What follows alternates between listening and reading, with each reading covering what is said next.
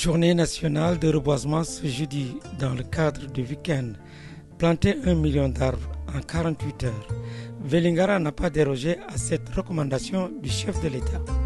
L'école Salif Baldé a servi de cadre pour abriter la journée. Le manguier et le baobab, arbres parrains.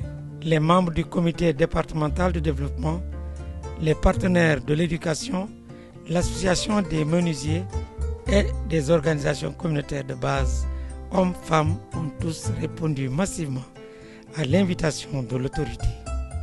L'opération commandée par le capitaine Gordien, chef de secteur des eaux et forêts de Vélingara, sous l'autorité du préfet de Vélingara, Thierno Souleymane Sow.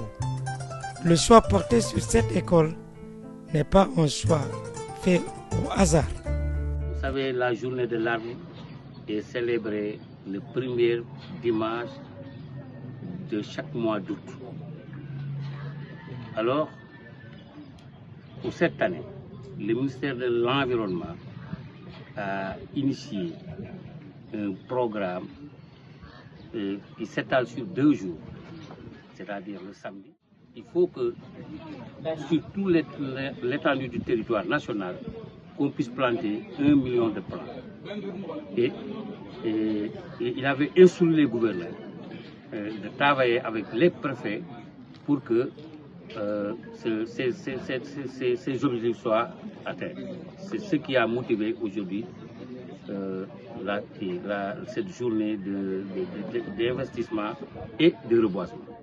Tout d'abord, on avait programmé de faire ce reboisement autour des axes dans la ville.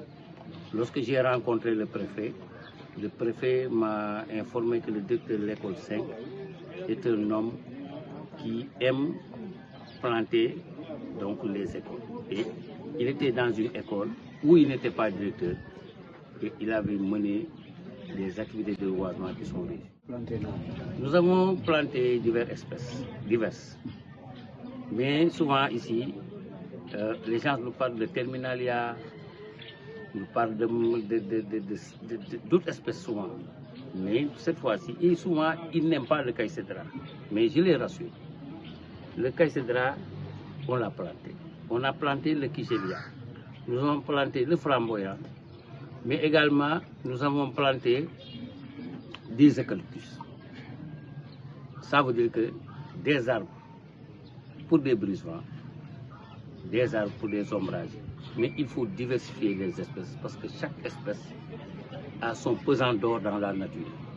Et c'est des espèces qui donnent de l'ombre, mais aussi qui procurent des vertus, parfois médicinales, et qui sont en voie de disparition et qu'il faut protéger.